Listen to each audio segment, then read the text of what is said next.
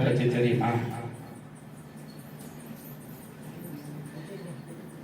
சிரிக்கிறத பார்த்தா எங்களை பார்த்து இந்த கேள்வி கேட்கலையான்னு இல்லையா? சரி, தப்புதான். பைபிள்ல ஆதியாகம புஸ்தகம் தெரியுங்களா? நான் ரொம்ப இன்னும் ஒரு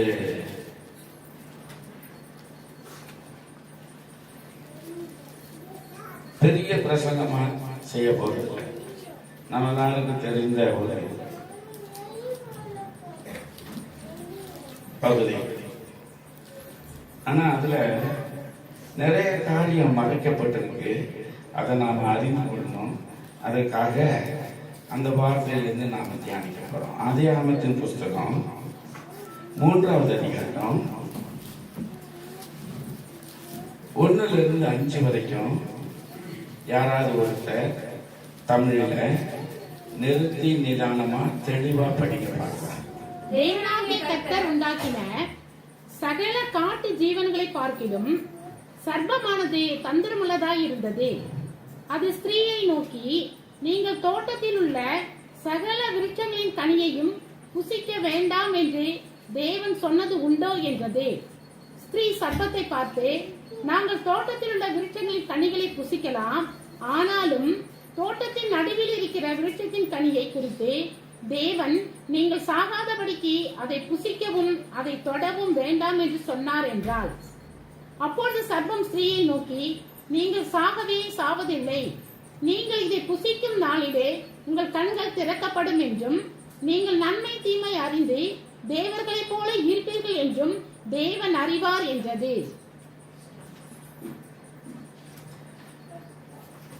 இதெல்லாம் நமக்கு நல்லா தெரிஞ்சது தானே, புதுதான காரியம் இல்லை இல்லையா? எல்லாருக்கும் நல்லா தெரியல. ஆதாம் ஏவாள், சர்ப்பம் ஏமாற்றினது, என்ன நடந்தது எல்லாம் நமக்கு தெரியும். நம்ம தானே? சரி, அங்க முதல் வசனத்துல முதல் வாக்கியத்தை படிங்க. தேவனாய கர்த்தர் உண்டாக்கின சகல காட்டு ஜீவன்களை பார்க்கிலும் சர்ப்பமானது தந்திரமுள்ளதாய் இருந்தது. ஆண்டவருடைய வார்த்தை என்ன சொல்லுது? ஆண்டவருடைய சிருஷ்டிப்புல எல்லா சிருஷ்டிப்புலும் சர்ப்பம் எப்படி இருந்தா அதிக தந்திரம் உள்ளதாக எல்லாத்தையும் சிருஷ்டித்தாங்க. எவ்வளவு பெரிய மிருக ஜீவன்கள்.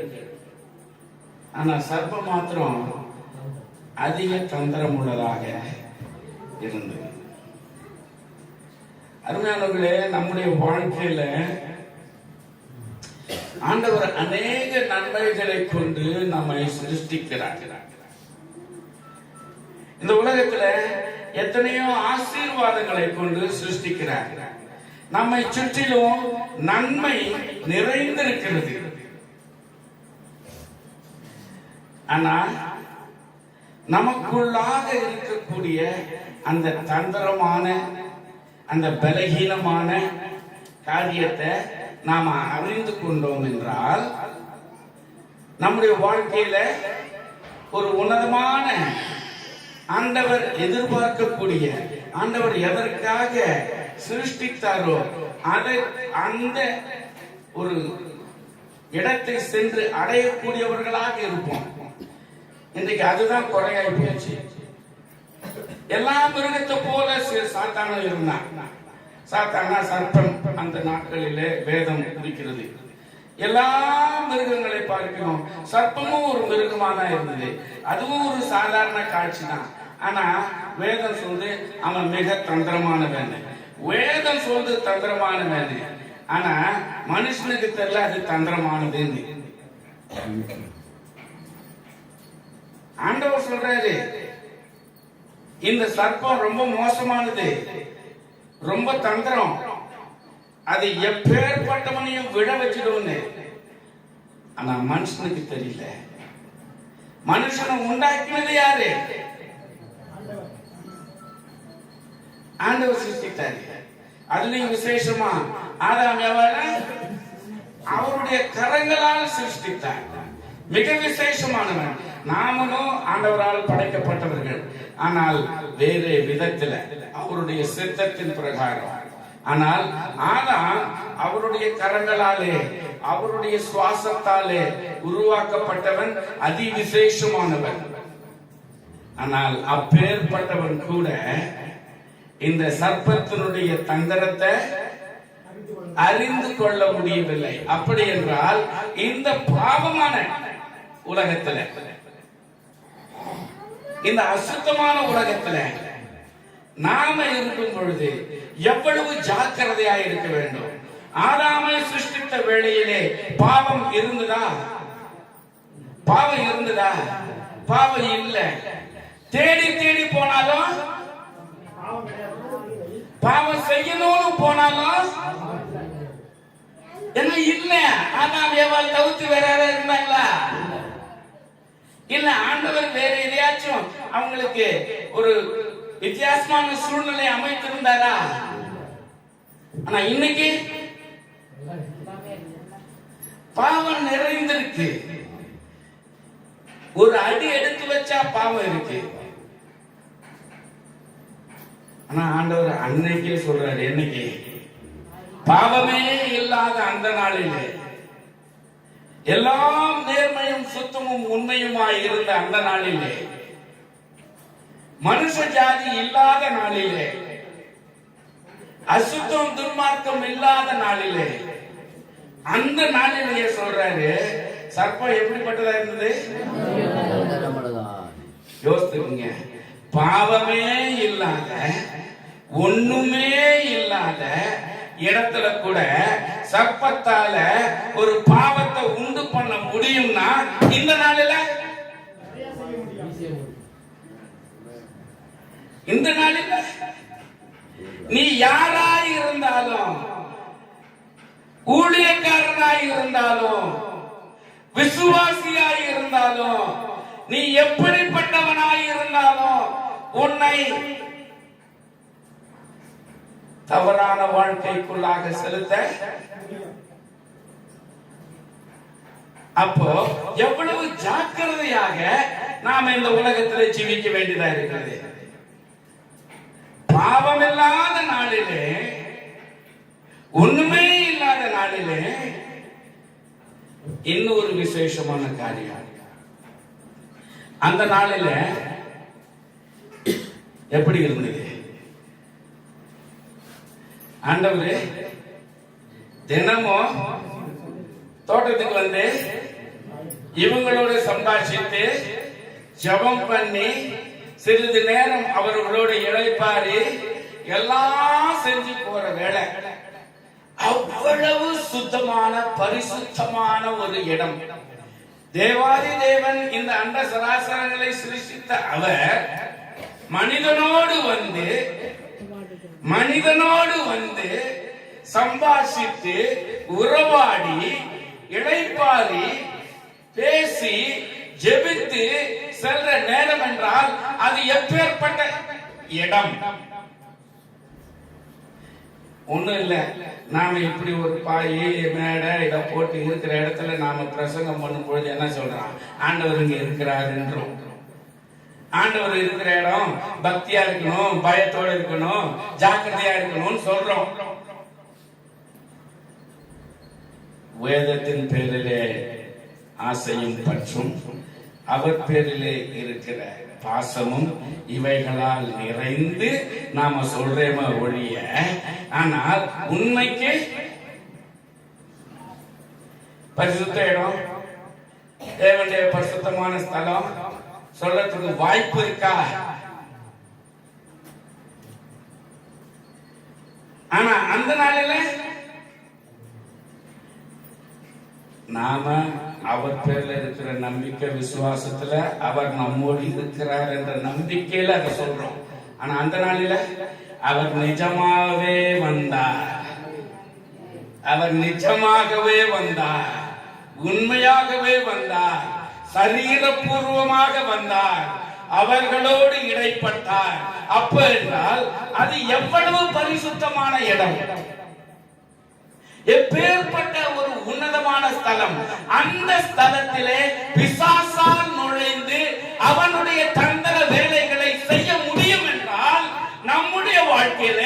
இந்த பாவமான உலகத்திலே, இந்த கேடு நிறைந்த உலகத்திலே அவனால் எவ்வளவு செய்ய முடியும்?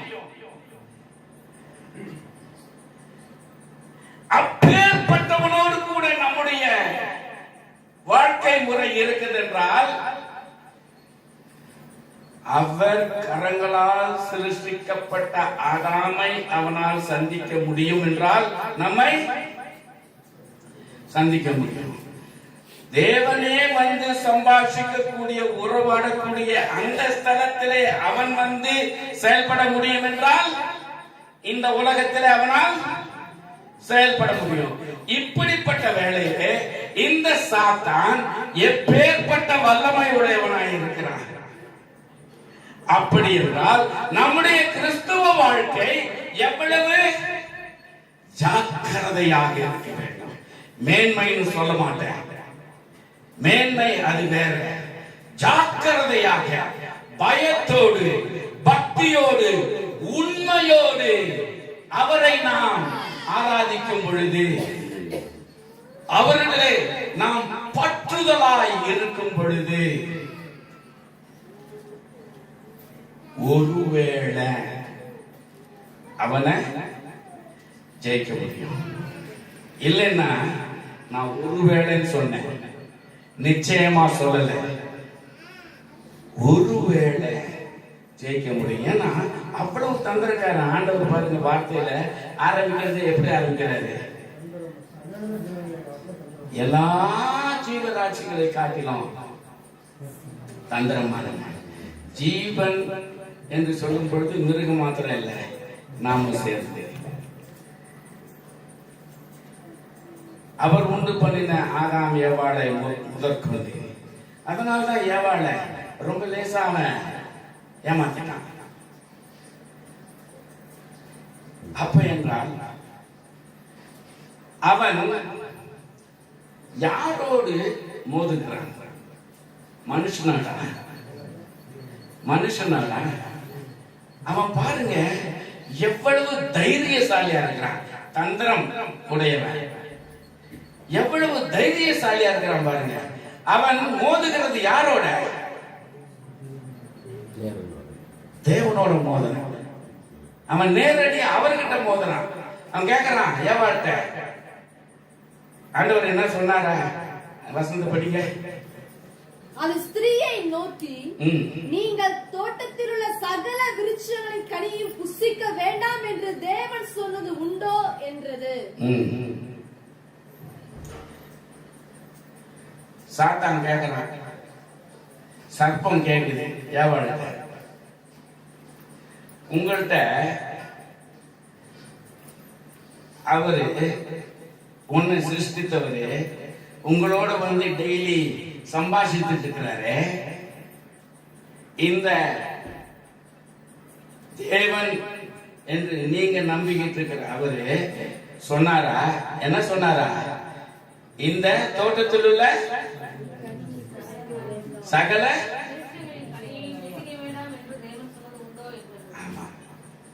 சகல விருட்சங்களின் கனியை,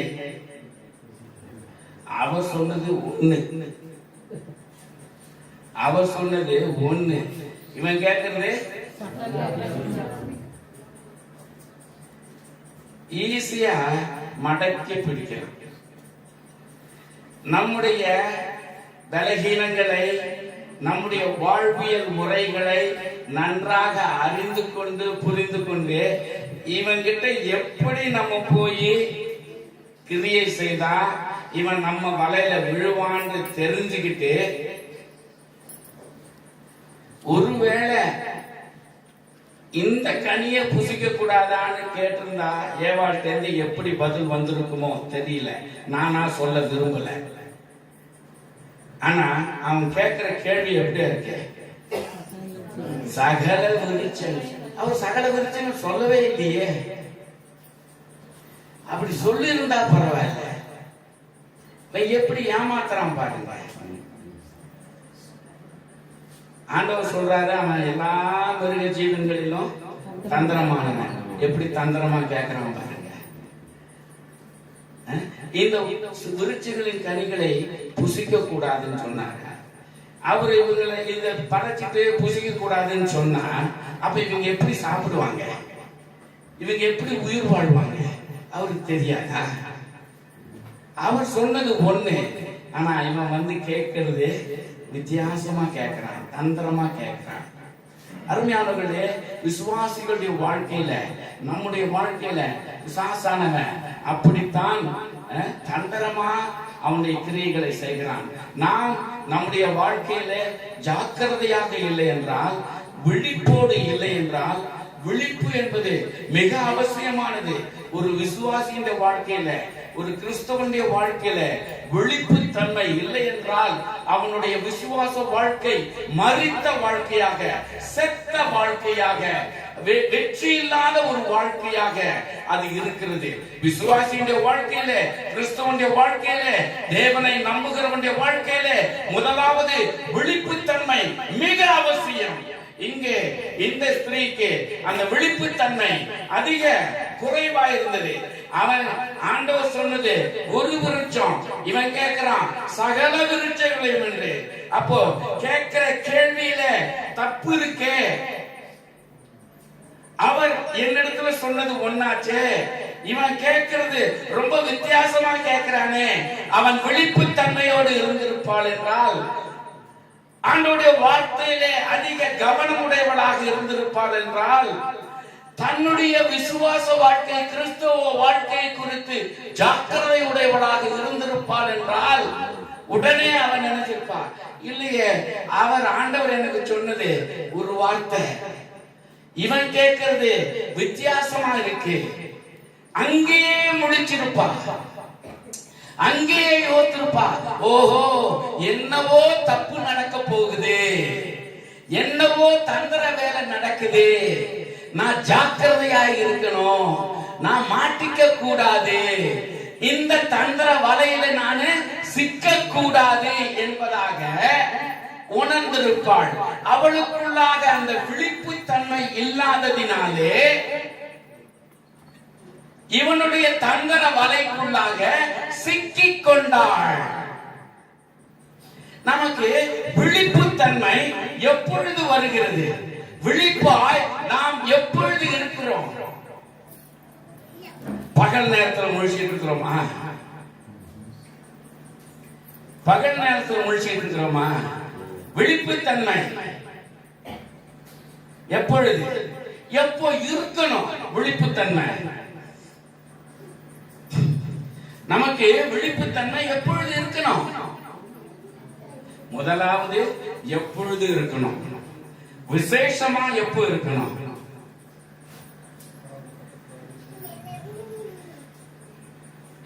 மார்க் 14:38.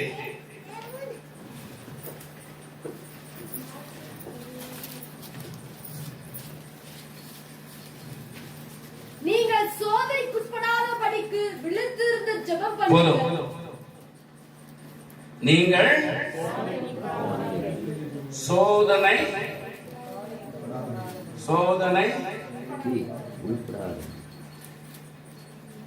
அடிங்க. நீங்கள் சோதனைக்குட்படாதபடிக்கு விழித்திருந்து ஜெபம் பண்ணுங்கள். எனக்கு அந்த வார்த்தையில் தான் பிரச்சனை இருக்குது. ஆகினால்தான் நான் மறுபடி கேட்கிறேன். நீங்கள் சோதனைக்குட்படும் போது விழித்திருக்க வேண்டும். சோதனை தனி, தனி, படாத தனி, படாத படிப்பு தனி. இப்படி தனியா படிச்சோம்னா அந்த வார்த்தை நமக்கு தெளிவா புரியும். இந்த பகுதியை சரியா புரிஞ்சுப்போம். நம்முடைய கிறிஸ்துவ வாழ்க்கைய சரியா செய்வோம். நீங்கள் சோதனை என்பது எப்பொழுதும் எங்கேயும் இருக்கிறது. ஆமாவா? சோதனை இல்லாத இடம் இந்த உலகத்துல ஏதாவது இருக்கா? எங்கேயுமே கிடையாது. எங்க போனாலும் சோதனை. ஆண்டவருடைய வார்த்தை சொல்றது நீங்கள் சோதனை. சோதனைக்குள்ளார. சோதனை இருப்பது வேறு, தவறு இல்ல, தப்பிக்க முடியாது, அப்படி இடமே இல்லை இந்த பூலோகத்துல. ஆகையினால அது பிரச்சனையே இல்லை. சோதனை என்பது பிரச்சனையே இல்லை, அது ஒரு பொருட்டே இல்லை, அதுக்கு நமக்கு சம்பந்தமே இல்லை. ஏன்னா சோதனை தனியா நிக்குது, சோதனை இருக்குது. சோதனை இல்லாத இடம் இந்த உலகத்துல இல்ல. சோதனை என்பது இந்த உலகத்துல நிறைந்திருக்கிறது, காற்று நிறைந்திருக்கிறது போல சோதனையானது நிறைந்திருக்கிறது. ஆகையினால சோதனையும் நமக்கும் எந்த பிரச்சனையும் இல்ல, அது வேற, நாம வேற. எங்க பிரச்சனை வருது? சோதனைக்குள்ளார. சோதனை இருக்கு, ஆனா அந்த சோதனைக்குள்ளார போகும்போது பிரச்சனை. சோதனை இருக்கு, சோதனைக்கு தப்பிக்க முடியாது. சோதனை இல்லாத இடம் இல்ல. சோதனை எங்கேயும் இருக்கிறது, எல்லா இடத்திலும் இருக்கிறது. பிரச்சனை இல்ல, சோதனைக்குள்ளார போகும்பொழுதுதான் பிரச்சனை. அப்பதான் நம்ம மாட்டிக்கணும், அப்பதான் வம்பு இல்லைங்களா? ஆமா தானே? சோதனை தனியா நிக்கிறவருக்கு ஏதாவது பிரச்சனை இருக்கா? ஏதாவது சம்பந்தம் இருக்கா? அதுக்கு நமக்கு ஏதாவது தொடர்பு இருக்கா? இல்ல, அது தனியா நிக்குது, நாம தனியா இருக்கிறோம். சோதனைக்குள்ளார, சோதனைக்குட்படாத, தள்ளப்படாத. சோதனைக்குள்ளார யாரு தள்ளுறது? சோதனைக்குள்ளார யாரு தள்ளுறது? சோதனை இருக்குது, சோதனைக்குள்ளார இருக்குது. படாத, தள்ளப்படாத. யார் தள்ளுறா? நாமளா போய் விழுந்துடுறோமா? எனக்கு சோதனை ரொம்ப ஆசையா இருக்கு, இந்த சோதனை எனக்கு வேணும், ஆகையால நான் போய் டபால்னு குதிச்சு அதை உட்கார்ந்துக்கிறேன் நாம சொல்றோமா? ஒருத்தருமே கிடையாது. நிச்சயமா சொல்றேன், யாராவது ஒருத்தருக்கு நான் ஒரு 10,000 ரூபாய் தரேன், போய் அந்த சோதனையை போய் நல்லா விழுந்து என்ன செய்யணும்னு செய்து வானா, உன் 10,000 எனக்கு வேணாம், எனக்கு அந்த வாழ்க்கையும் வேணாம், வேலையை பார்த்து போன்னு எனக்கு பதில் சொல்லி அனுப்பிச்சுடுவாங்க. ஏன்னா அது கடவுளுக்கு விரோதமானது, என் ஆத்மத்தை அழிக்கிறது, நான் அவருக்கு விரோதமா ஜீவிக்கிற வாழ்க்கை. ஆகையினால உன் 10,000 உன்னோட நாசமா போட்டும், ஆனா நான் இந்த காரியத்தை. ஆமா தானே? அதானே நிஜம், அதானே உண்மை. வீட்டுல ஒருவேளை சாப்பாட்டுக்கு இடம் இல்லை, 10,000 ரூபாய் இருந்தா மாசம் பூரா சாப்பிடலாம், 2 மாசம் சாப்பிடலாம். இந்த நிலையில 10,000 ரூபாய் கொடுக்குறேன், அந்த சோதனை போய் செய்யலாம், செய்வோமா? நான் பசியா இருந்தாலும் பரவாயில்ல, எனக்கு இந்த 10,000. அதான் நம்ம நிலைமை உண்மையா. ஆனா தள்ளுறது யாரு? சாத்தான். இங்க என்ன செய்யலாம்? சாத்தான் இந்த விருட்சங்களின் கனிகளை எல்லாம் அவ சும்மா இருக்கிறா, அவகிட்ட அவர் சொன்னது வேற. இவன் ரொம்ப புத்திசாலித்தனமா, தந்திரமா, வஞ்சித்து, ஏமாற்றி, அவளை எப்படி கேட்டா நம்ம வலையில விழுவான்னு பார்த்து கேட்கிறான் கேள்வி, அவளும் விழுந்துட்டான். இப்ப சோதனைக்குள்ளார தள்ளுனது யாரு? ஏவாளு, பிசாசு. சோதனைக்குட்படாத படிக்கு, சோதனைக்குள் தள்ளப்படாத படிக்கு. எப்படி இருக்கணும்னு சொல்லுது வேதம்? விழித்திருந்து ஜெபம். நாம விழிப்போடு நம்முடைய ஆவிக்குரிய வாழ்க்கையில இருக்கலன்னா, ஏவாள் ஏமாற்றப்பட்டபடி நாமும் இன்னைக்கு இப்ப கொஞ்சம் அப்படியே நம்மளையே நம்ம யோசித்து பார்த்தோம்னா தெரியும், எப்படியெல்லாம் பிசாசால தந்திரமாய் வஞ்சிக்கப்பட்டு ஏமாற்றப்பட்டு நாம் நம்முடைய வாழ்க்கையிலே தோல்வி உடையவர்களா இருந்திருக்கிறோன்றத பார்த்தோம்னா நிஜமா தெரியும். ஒண்ணு ஒன்னா லிஸ்ட் வந்துகிட்டே இருக்கும். ஐயோ, இப்படியெல்லாம் நான் பிசாசால ஏமாற்றப்பட்டிருக்கிறேன், இப்படியெல்லாம் தந்திரமாக பிசாசால நான் சோதனைக்குள்ளாக பிரவேசித்திருக்கிறேன் என்று நமக்கு உணர்வோம். நிச்சயமா தெரியும் சாத்தான் எப்படி நம்மளை ஏமாற்றி இருக்கிறான். நாம் விழிப்பு தன்மையோடு இல்லை என்றால், அதனால சார் சொன்னேன், அன்றோடைய வார்த்தை சொல்ற மாதிரி நாம் நம்முடைய ஆவிக்குரிய வாழ்க்கையில, கிறிஸ்தவ வாழ்க்கையில விழிப்பு இல்லாதவர்களாக இருக்கும் பொழுது இந்த தந்திரமான சாத்தானை ஜெயிப்பது மிக கடினம். ஏன்னா அவன் சண்டிக்கிறது சாதாரண ஆள் இல்ல. நாம ஒருவேளை ஏவாள்னு நினைக்கலாம், ஏவாள் இல்ல, அவரை நாம எதிர்நோக்கிறோம்.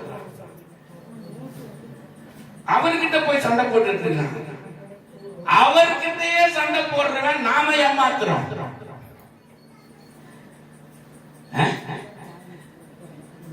இந்த அண்ட சராசரங்களை சரி சிருஷ்டித்த அவர்கிட்டயே போய் சண்டை போடுறான்னா நாம ஏமாத்துறோம். இன்னொரு உதாரணம் சொல்லட்டுமா? அவர்கிட்ட சண்டை போட்டான்னு, அவர்கிட்ட ஏமாத்தினான்னு. அவர் 40 நாள் ஜெபம் பண்ணிட்டு பிரசங்கங்களுக்கு முன்னாடி, ஆரம்பிக்கிறதுக்கு முன்னாடி யார் போய் நின்னா? அவர்கிட்ட யார் போய் நின்னா? யாரு சோதனைக்கார? இங்க யார் நிக்கிறா? இங்க அவருடைய சிருஷ்டிப்பு பாவமே இல்லாதது, பரிசுத்தமான இடம் ஏதேன் தோட்டம். அவர் அனுதினமும் வந்து சம்பாஷிக்கிறார். அவர் வாசஸ்தலம் செய்யக்கூடிய நிஜமாய், இப்படி இல்ல, உண்மையாய் சரீரபூர்வமாக ஏதேன் தோட்டத்திலே அவரே வந்து ஆதாமோ ஏவாளோடையும் தினமும் பேசிக்கொண்டு உலாவிக் கொண்டிருந்த இடம் மிகவும் பரிசுத்தமான இடம். அந்த இடத்துல வந்து அவனுக்கு நிக்கிறதுக்கு தைரியம் இருக்கு. தைரியம் இருக்கிறது மாத்திரம் இல்ல, அந்த பரிசுத்தமான இடத்துல அவருக்கு விரோதமாக, அவர் சொன்ன வார்த்தைக்கு விரோதமாக, அவருடைய கட்டளைக்கு விரோதமாக அவர் சிருஷ்டித்த இந்த பரிசுத்தமான ஆதாம் ஏவாளத்துல பாவம் இல்ல, ஒரு இம்மி இல்ல. தைரியமா சொல்லலாம். நாம சொல்ல முடியாது. பாவங்களால கழுவப்பட்டிருக்கிறோம் சொல்லலாம். அவருடைய கிருபையினால ஏதோ நான் ஜீவிக்கிறேன்னு சொல்லலாம். பாவம் இல்லாம சொல்லவே முடியாது மரிக்கிற வரைக்கும். அப்படி இருக்கும் பொழுது ஆதாம் ஏவாளை குறித்து பாவம் இல்லாதவர்கள் என்று நிச்சயமாய் சொல்ல முடியும்னா அது பரிசுத்தமான இடம். பரிசுத்தமாய் சிருஷ்டித்தால் உலகத்தில் பாவமே இல்லாதிருந்தது. அப்பேற்பட்ட ஒரு இடத்துல, அப்பேற்பட்ட ஒரு மனுஷனை அவர் வந்து தங்கக்கூடிய இடத்திலே அவன் சென்று சந்திச்சு ஏமாற்றி தவறு செய்ய வைக்க முடியும் என்றால், இந்த பாவமான உலகத்துல இந்த பாவமான சரீரத்தை வச்சுக்கிட்டு நாம அவருக்கு பயந்து உண்மையாய் ஜீவிக்கணும்னா எவ்வளவு ஜாக்கிரதையா இருக்கணும், எவ்வளவு ஜாக்கிரதையா இருக்கணும், எவ்வளவு விழிப்பா இருக்கணும். அவரையே போய் சந்திக்கிறான். 40 நாள் உபவாசம் பண்ணி ஜெபித்து வந்திருக்கிறாரு. சாதாரண இல்ல. இன்னைக்கு ஒரு நாள் நாம உபவாசம் பண்ணி ஜெபம் பண்ணிட்டா ரொம்ப மலையை சாதிச்சிட்டா மாதிரி நினைக்கிறோம், பெரிய காரியத்தை செய்யட்டா மாதிரி நினைக்கிறோம். அவரு 40 நாள், அதுல யாரு? தேவாதி தேவன், பாவமில்லாத அவர், பாவமில்லாத ஆட்டுக்குட்டி, நமக்காக மரிக்க ஆயத்தப்படுகிற அந்த ஆட்டுக்குட்டி, அவரு ஜெபித்து ஆயத்தத்தோடு வருகிறார். போய் நிற்கிறான். சாத்தான சாதாரண நினைச்சீங்களா? சோதனைய சாதாரண நினைச்சீங்களா? சாதாரண அப்படியே தட்டி போட்டு போலான்னு நினைக்கிறீங்களா? நம்முடைய ஜெபம், நம்முடைய கிறிஸ்தவ வாழ்க்கை, வேத வாசிப்பு, ஆலயத்துக்கு செல்றது, இது என்ன வேணா நீங்க நினைச்சுக்கீங்க. நீங்க செய்யறது அத்தனையும் அதுக்கு மேல 10 மடங்கு ஜாஸ்தியா நினைச்சுக்கீங்க. அவனை சந்திச்சிட முடியுமா? அவனுக்கு எவ்வளவு தைரியம் இருக்கு பாருங்க. ஏதேன் தோட்டத்துல போய் நிக்கிறான். அவர் வாசஸ்தலம் பண்ணக்கூடிய இடத்துல நிக்கிறான். பரிசுத்தவான்களை போய் சந்திக்கிறான். அவரையே போய் சந்திக்கிறான். என்ன தைரியம்! எப்பேற்பட்டவனா நிக்கிறான்! அந்த சாத்தானுக்கு விரோதமாக, அந்த பாவ வாழ்க்கைக்கு விரோதமாக இந்த உலகத்திலே நாம் உண்மையான கிறிஸ்தவர்களாக, தேவ பயம் உள்ளவர்களாக, அவருக்கு உண்மை உள்ளவர்களாக, விசுவாசிகளாக, கிறிஸ்தவர்களாக ஜீவிக்க வேண்டும் என்றால் எத்தனை வெளிப்பான வாழ்க்கை, எத்தனை ஆயத்தமான வாழ்க்கை, எவ்வளவு ஜாக்கிரதையாய் நாம் ஜீவிக்க வேண்டியவர்களாய் இருக்கிறோம். நம்முடைய கிறிஸ்தவ வாழ்க்கையிலே அப்பேற்பட்ட ஒரு ஜாக்கிரதை இருக்கிறதா? 40 நாள் உபவாசம் பண்ணின அந்த தேவனையே அவன் சாய்க்க ஆயத்தமாய் இருக்கும் பொழுது நம்முடைய இந்த கிறிஸ்தவ வாழ்க்கையிலே அவன் எவ்வளவு இலகுவாக அடித்து செல்வான். இந்த வேளையில நம்முடைய கிறிஸ்தவ வாழ்க்கை குறித்து நாம் சோதிக்க வேண்டியவர்களாக இருக்கிறோம். ஆண்டவரே, என்னுடைய வாழ்க்கை எப்படிப்பட்டதா இருக்கிறது? நிறைய நேரத்துல நாம நம்முடைய பலகீனங்கள்ல அடிக்கப்பட்டு போய், நம்முடைய பலகீனங்கள்ல தவறி போய் வருத்தப்படக்கூடியவர்களாக, ஐயோ இந்த தவறு நடந்து விட்டதே என்று உணரக்கூடியவர்களாக இருக்கிறோம். ஆனா நாம் விழிப்புள்ளவர்களாக, ஜாக்கிரதை உள்ளவர்களாக நம்முடைய கிறிஸ்தவ வாழ்க்கையில அதிக பொறுப்புள்ளவர்களாக இருப்போமே என்றால் பிசாசானவனை என்ன செய்ய முடியும்? ஜெயிக்க முடியுமா? ஜெயிக்க முடியுமா? சாசானவனை ஜெயிக்க முடியுமா இந்த உலகத்துல? சொல்லுங்க, ஜெயிக்க முடியுமா? அவர் சொல்றது வேற, நான் நம்ம குறிச்சு பேசுறேன், இந்த நாள்ல பேசுறேன், இப்ப பேசுறேன். ஜெயிக்க முடியுமா? ஜெயிக்க முடியுமா?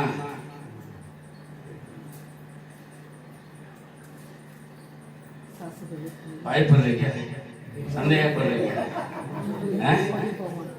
ஜெயிக்க முடியும். ஜெயிக்க முடியும்னா நான் வெறுமனே சொல்லிட்டு நீங்க சொல்லிருந்தீங்கன்னா நான் தப்புன்னு எப்படின்னு கேட்டிருப்பேன், விட்டுருக்க மாட்டேன்.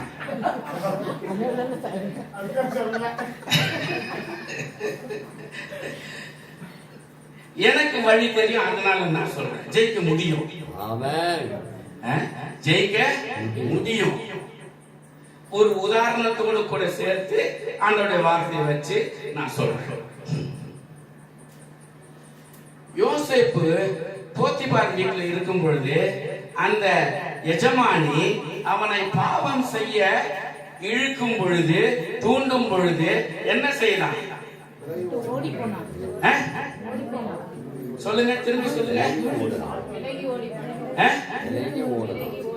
விலகி ஓடி போனா, அப்புறம் வஸ்திரத்தை விட்டு ஓடி போனா, அப்புறம்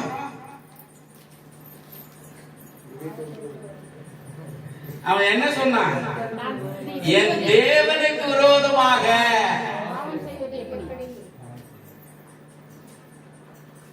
அவன் சொன்னது அதுதான்.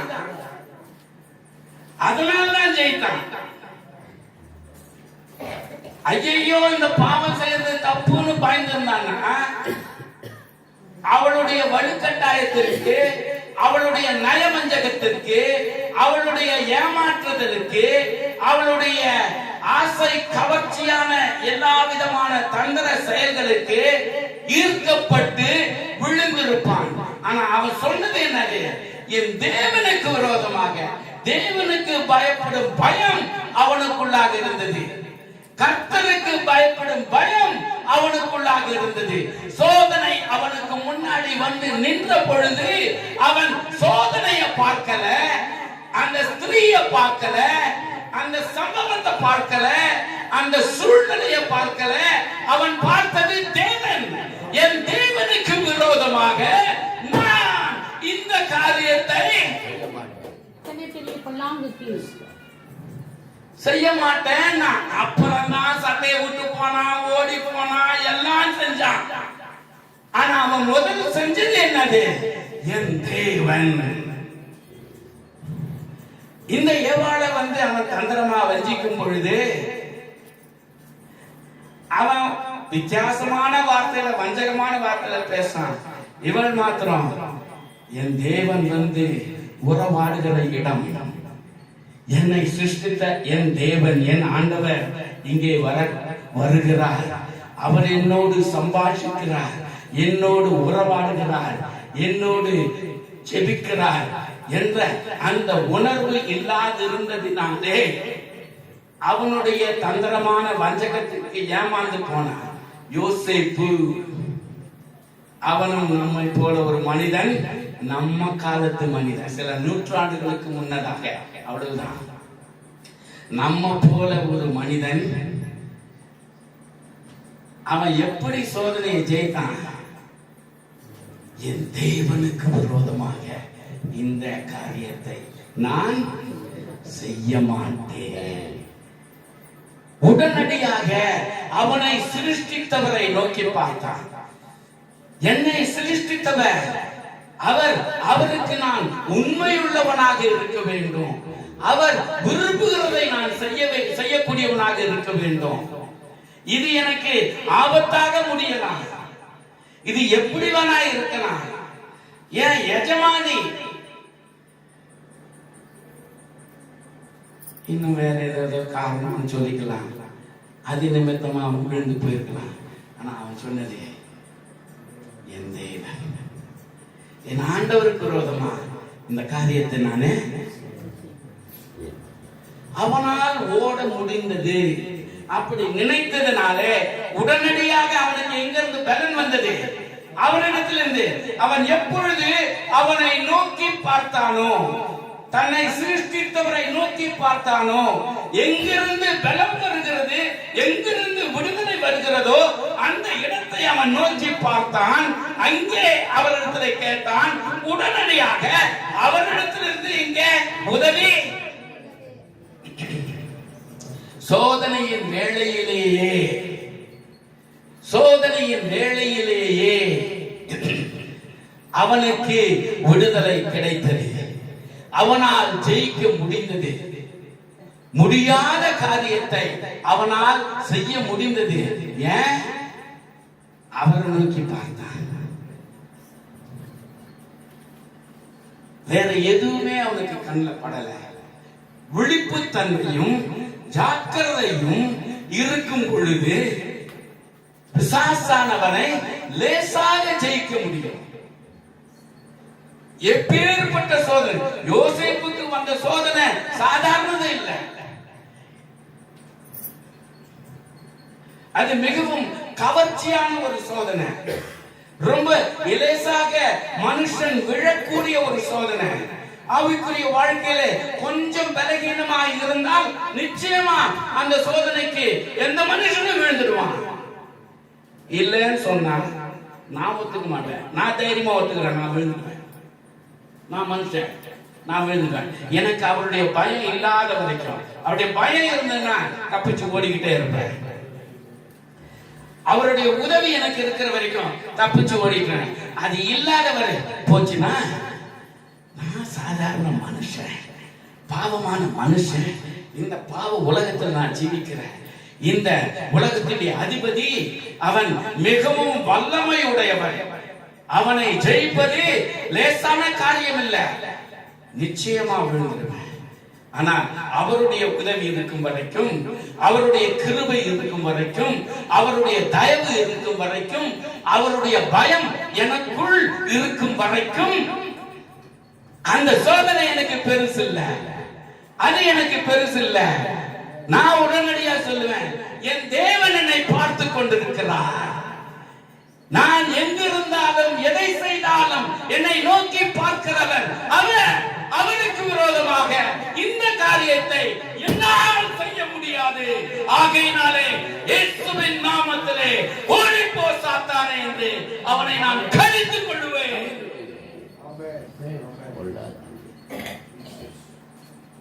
ஜெயிப்பேன். இல்லைன்னா ஏவாளை போல விழுந்துடுவேன். பாவம் இல்லாத ஒரு ஸ்திரீ. நம்ம பாவம் உடைய மக்கள். அவள் பாவம் இல்லாதவள், பரிசுத்தமாய் சிருஷ்டிக்கப்பட்டாள். நாம பரிசுத்தமா சிருஷ்டிக்கப்படல. ஏன்? உறுதியா சொல்ல, ஏன் நாம பரிசுத்தமா சிருஷ்டிக்கப்படவே இல்லை? ஏன்? சங்கீதம் 51ல தாவீது என்ன சொல்றாரு? தாவீது ராஜா என்ன சொல்றாரு? இதோ என் தாய் பாவத்தில் கருவிலே பாவ சுபாவங்களோடு உருவாக்கப்பட்டேன் என்று வேதம் சொல்லுகிறது. பாவத்திலே நாம் சிருஷ்டிக்கப்பட்டவர்கள். நமக்கு இந்த உலகத்தை ஜெயிப்பது மிக கடினம். ஆனால் ஏவாளுக்கு மிகவும் லேசு. ஏன்னா அவ பாவத்துல உருவாகல. ஆதாமை உண்டு பண்ணினது அவருடைய கரங்களாலே, அவருடைய சுவாசத்தாலே உருவாக்கப்பட்டவர். அவருடைய விலா எலும்பிலிருந்து ஏவாள் உருவாக்கப்பட்டாள். ஒரு பரிசுத்தத்தில் இருந்து இன்னும் ஒரு பரிசுத்தம் உருவானது.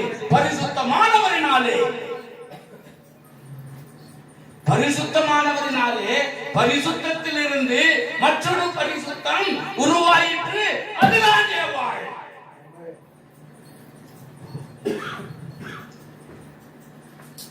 உலகத்துல அவங்க 2 பேர் தான் இருக்கிறாங்க. அவங்க 2 பேர் தவிர்த்து வேற யாரும் இல்லை. அதற்கு முன்னாடி இந்த உலகத்துல பாவம் இருந்ததா? பாவம் இல்லை.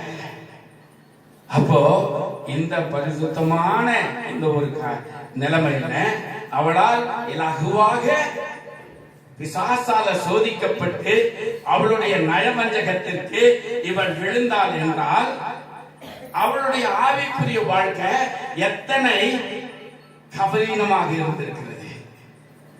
தேவன் அவளோடு வந்து தினமும் உறவாடுகிறார், அவளோடு சம்பாஷிக்கிறார். ஆதாம் ஏவாளோடு அவங்களோடு சேர்ந்து ஜெபம் பண்றாரு, நிறைய காரியங்களை பேசுறாரு, எல்லாம் நடக்குது.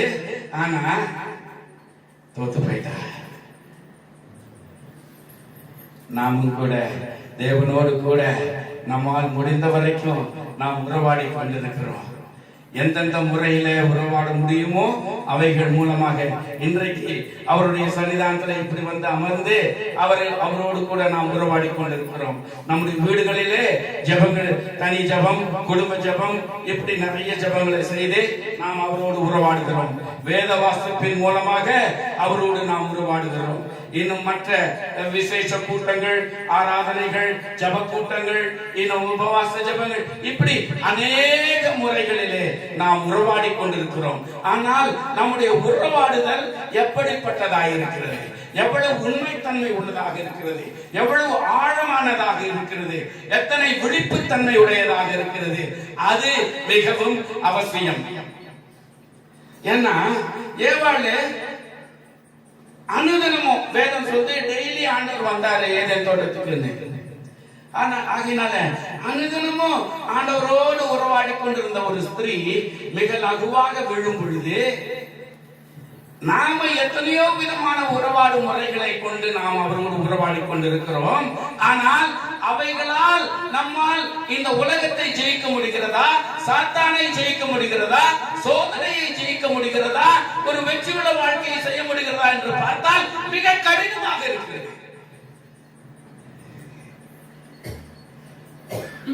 ஏன்னா ரொம்ப லேசா சொல்லலாம், ஏவாளே தோத்துட்டானா அப்புறம் நாய மாத்திரம்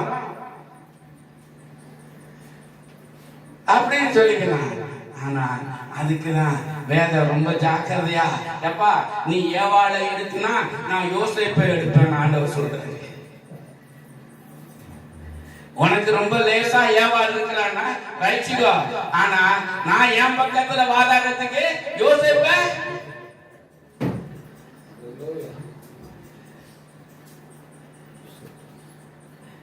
கவனமாக ஜாக்கிரதையாக இருக்கும் பொழுது, விழிப்பு தன்மையோடு இருக்கும் பொழுது, நிச்சயமாக எப்பேற்பட்ட ஒரு சோதனையாக இருந்தாலும் நாம சொல்லுவோம், என் தேவனுக்கு விரோதமாக, என் ஆண்டவருக்கு விரோதமாக இந்த தீமையை, இந்த பாவத்தை நான் செய்ய மாட்டேன் என்று ஓடி போயிடுவோம். நிக்க மாட்டோம். அந்த இடத்துல நின்று சரி கொஞ்சம் எட்ட வந்து நின்று என்னதான் நடக்குது பார்க்கலாம் இல்ல அப்படின்னா சாத்தானுக்கு இடம் கொடுக்கிறது. ஒரே ஓட்டமா ஓடி போறது அவனை ஜெயிக்க முடியும். கொஞ்சம் எட்ட வந்து நின்று வேடிக்கை பார்த்துட்டு இருந்தோம்னா, நான் இங்கதான் இருக்கிறேன் எங்கேயும் போல அவனுக்கு பிடிச்சிக்கோ அப்படின்னு அவனுக்கு நம்ம பதில் சொல்றோம். தப்பிச்சா மாதிரி தப்பிச்சான், ஆனா இல்ல இல்லன்னு இங்கதான் நிக்கிறேன், எனக்குள்ளார இன்னும் கொஞ்சம் ஆசை இருக்கு. ஆனா ஒரே ஓட்டமா ஓடும் பொழுது நிச்சயமா அவனுக்கு தப்பிச்சிடும். விழித்திருந்து ஜெபம் பண்ணுங்கள். விழிப்பு தன்மை என்ன? விழிப்பு தன்மை என்ன? விழிப்பு தன்மை விழிப்பு விழித்திருந்து ஜெபம் பண்ணுங்க ஆண்டவரோட வார்த்தை சொல்லுது. என்ன விழிப்பு தன்மை? சோதனைக்கு உட்படாதபடி நீங்க விழித்திருந்து ஜெபம் பண்ணுங்க. அதுதான் என்னது? சோதனைக்கு மாட்டிக்கொள்ளாதபடி. சோதனைக்கு மாட்டிக்கொள்ளாதபடி ஜெபம். அப்ப நான் இப்படி கேட்பேன், நீங்க ஜெபம் பண்றதே இல்லையா? தப்பே செய்யக்கூடாது ஜெபம் பண்றதே இல்லையா? ஜெபம் பண்றோம்ல, என்ன விழிப்பு தன்மை? ஆவிக்குரிய விழிப்புத்தன்மை. ஆவிக்குரிய விழிப்புத்தன்மை அதுதான் யோசேப்புக்கு இருந்தது. ஆவிக்குரிய விழிப்புத்தன்மை. என் ஆண்டவருக்கு விரோதமாக இந்த தீமை, இந்த பாவத்தை நான் செய்ய மாட்டேன். சோதனை நமக்கு முன்னாடி நிக்குது, ரொம்ப கவர்ச்சியா, ரொம்ப ஆசை காட்டிக்கிட்டு, நம்முடைய கஷ்டத்தின் வேளையில ஏதோ ரொம்ப அவசியமா தேவைப்படுது, பிரச்சனை இருக்கு வீட்டுல, உடனடியா கொஞ்சம் பணம் தேவைப்படுது, அங்க கொஞ்சம் தவறான வரையில, இங்க எப்படி எனக்கு தெரியல, போதகரமாக நான் இருக்கிற இடத்துல கேவி குப்பம் மேலூர்ல 190 பாஸ்டர்ஸ் ரியல் எஸ்டேட் பிசினஸ்ல இருக்கிறாங்க. ஞாயிற்றுக்கிழமை ஆராதனை நடத்திப்பாங்க, மற்ற நாள்ல ரியல் எஸ்டேட் பிசினஸ் செய்வாங்க. ரியல் எஸ்டேட் எப்படின்னு நமக்கு தெரியும். வாயத்தாங்க பொய்யதான் சொல்லணும், இல்லாதது இருக்கிறதா சொல்லணும். பாஸ்டர் போயிட்டு அதுல கமிஷன் வேற, ஒரு வேலைக்கு 2 வேலையா சொல்லணும். நிறைய பித்தலாட்டம் இருக்கு.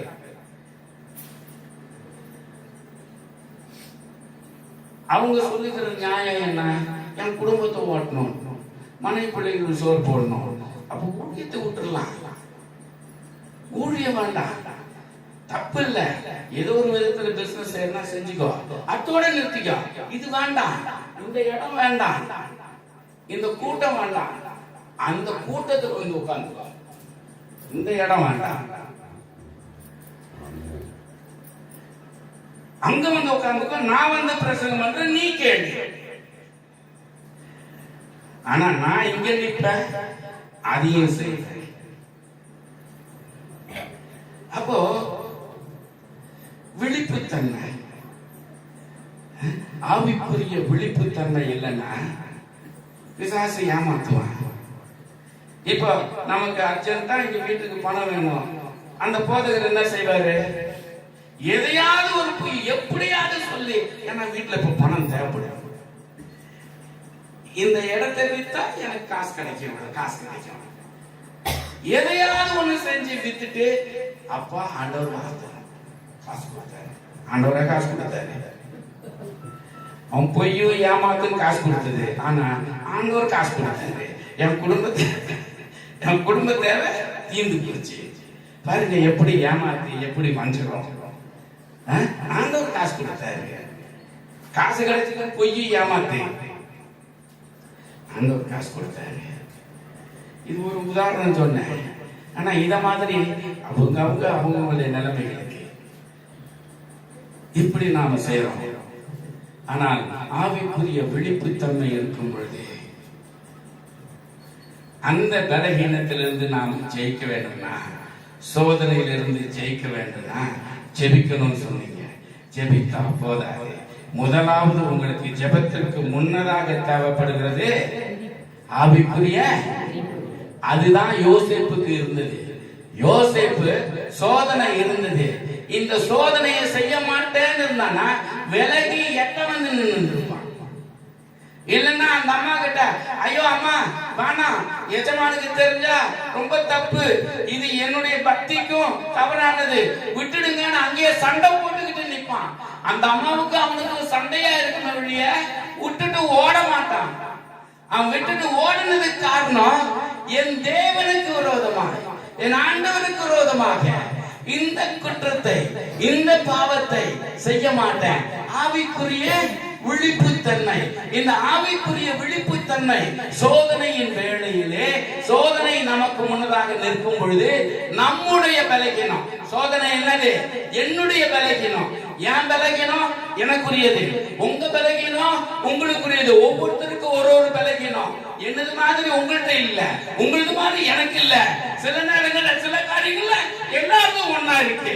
ஆனால் அந்த சோதனையானது நமக்கு முன்னாக நின்று டான்ஸ் போட்டுட்டு இருக்கும் பொழுது அந்த சோதனையை பார்த்து, இதுதான் என் சோதனை, இதுதான் என் பலகீனம், இந்த பாவம் தான் என்ன விட வச்சுக்கிட்டே இருக்குது, இந்த காரியம் தான் ஆண்டவருக்கு விரோதமாக நடக்க வைக்குது என்று சொல்லி ஆவிக்குரிய விழிப்புத்தன்மை.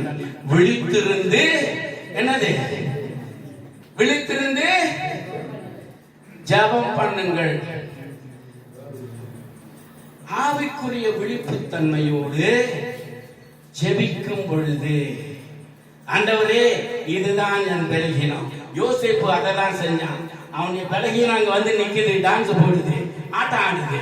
அவன் சொன்னான், என் ஆண்டவருக்கு ஆவிக்குரிய விழிப்புத்தன்மை, இது ஆண்டவருக்கு விரோதமான பாவம் என்பதை உணர்ந்தான்.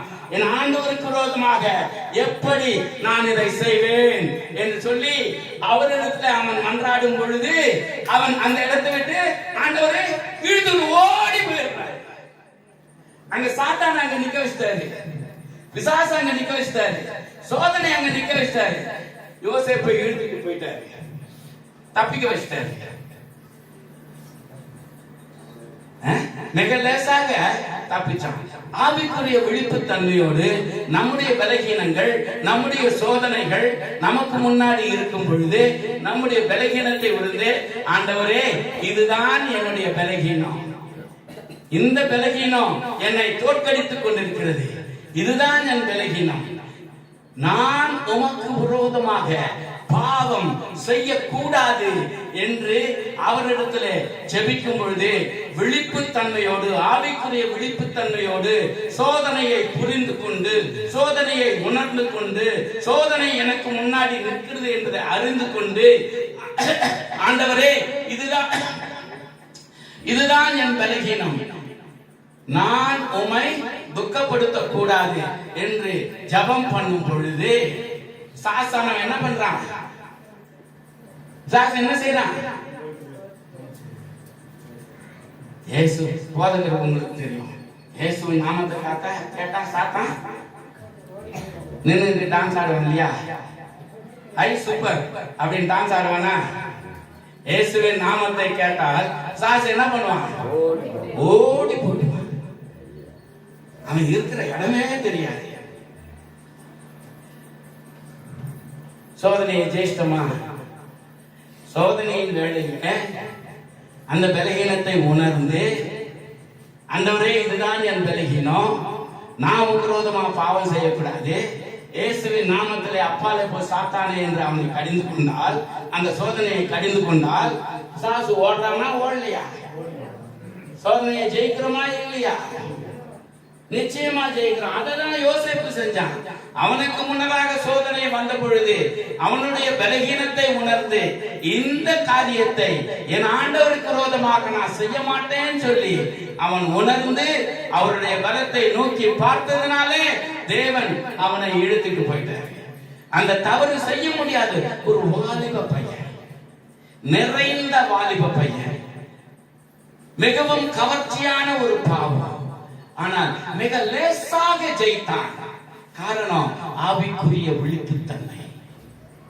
ஆவிக்குரிய விழிப்புத்தன்மையோடு அவருடைய உதவியை நாடினதினாலே அவன் உடனடியாக அந்த தவறிலிருந்து காப்பாற்றப்பட்டான். நம்முடைய இந்த விதமான சோதனை, பிசாசு நமக்கு முன்னாடி வந்து அவன் எவ்வளவுதான் சோதனை செய்தாலும் யோசேப்பை போல விழித்திருந்து அவருடைய உதவிக்காக ஜெபித்து நாம் அவரிடத்தில் ஜெபம் பண்ணும் பொழுது எந்த சோதனையாக இருந்தாலும் 15 வருஷம் 20 வருஷம் ஜெயிக்க முடியாம திண்டாடிக்கிட்டு இருக்கிற, கஷ்டப்பட்டு இருக்கிற, நான் எல்லாத்திலும் ரொம்ப லேசா ஜெயிச்சுட்டு வந்துட்டேன். ஒரு பொய், இந்த பொய்யில மாத்திரம் எனக்கு வெற்றியே இல்லை. அது எப்படியோ தெரியல, அந்த பொய் என் வாயில வந்துகிட்டே இருக்கு. விழித்திருந்து அந்த பொய்யின் வேலையிலே ஆண்டவரே, இது என் பலகீனம், நான் தப்பு செய்யக்கூடாது. இயேசுவின் நாமத்திலே பொய்யான சாத்தானே ஓடிப்போன்னு சொன்னா பொய் வாயில வராது, உண்மைதான் வரும். ஏன்னா ஆண்டவர்கிட்ட கேட்டிருக்கீங்க. நீங்க உதவிய யாருக்கிட்ட கேட்டிருக்கீங்க? ஆண்டவர்கிட்ட கேட்டிருக்கீங்க. அவர் உங்களுடைய ஜபங்களை கேட்டு விடுதலையை தருகிறார். ஜபங்களை கேட்டு பதில் தரக்கூடிய தேவன் நம் ஜபத்தை கேட்டு பதில் தருகிறார். அதைத்தான் யோசேப்புக்கு செய்தார். யோசேப்புடைய வாழ்க்கையிலே அவன் வெற்றியை கண்டது மிக லேசானது. நாம சொல்றோம், படிக்கிறோம், ஆனா எப்படி நடந்தது? இதுதான் சூத்திரம். பலகீனத்தை உணர்ந்து அவரிடத்திலே விழிப்பு தன்மையோடு காத்திருந்து உதவியை கேட்கும் பொழுது அவர் வெற்றி தருகிறார். இந்த ஏவாள் பிசாசு வஞ்சிக்கும் பொழுது ஏமாந்தார். அவனோட வாக்குவாதம் பண்றான். அவன் ஒரு பொய்ய சொல்லி கேட்கிறான். இவன் அதுக்கு பதில் சொல்றான். மேற்கொண்டு படிங்க 4வது வசனம். அப்பொழுது சர்ப்பம் ஸ்திரீயை நோக்கி, நீங்கள் சாகவே சாவதில்லை. நீங்கள் இதை புசிக்கும் நாளிலே உங்கள் கண்கள் திறக்கப்படும் என்றும் நீங்கள் நன்மை தீமை அறிந்து தேவர்களை போல் இருப்பீர்கள் என்றும் தேவன் அறிவார் என்றது. பாருங்க, பிசாசு எவ்வளவு அறிவாளி தந்திரவாதினா பயங்கரமான ஆளு. புசிக்க கூடாதா? இல்ல, நீ புசிக்கலாம் எல்லாம் சொன்னான். ஆனா அவன் சொன்ன ஒரு வார்த்தை பாருங்க, அதுதான் சாத்தான் ஏமாட்டான். நீங்கள் தேவர்களை படிங்க. நீங்கள் ஆசை வந்துருச்சு அவளுக்கு. அவர் வந்து நீ சாகவே சாவன்றாரு சிருஷ்டித்தவரு. இத சாப்பிட்டீங்கன்னா அவர் ரொம்ப சுருக்கமா சொல்லிட்டாரு. இவனை மாதிரி விளாவரியா சொல்லல. அவர் சொன்னாரு, அந்த பழத்தை சாப்பிட்டீங்கன்னா நீ சாகவே சாக. இவன் வந்தான், என்ன சொல்றான்? நீ தேவனை போல ஆவ. அவரு சாவன்றாரு. இவன் அவரை போல ஆகும். எனக்கு ஒரு மேலான ஒரு ஸ்தானத்தை கொடுக்குறான். நான் இப்போ சாதாரண மனுஷியா இருக்கேன். நான் தேவனை போல ஆவேன். அப்ப நான் அவருக்கு ஈக்குவல் ஆயிடுறேன். அவருக்கு ஈக்குவல் ஆக ஏமாந்துட்டான். நம்மள எப்படி தந்திரமா பிடிக்க தெரியும்னு அவனுக்கு தெரியும். நீ சாக மாட்டேன்னு சொன்னா அவ ஏமாந்துருக்க மாட்டான். அது பரவாயில்ல, நீ புசிக்கலான்னு சொன்னா ஏமாந்துருக்க மாட்டான்.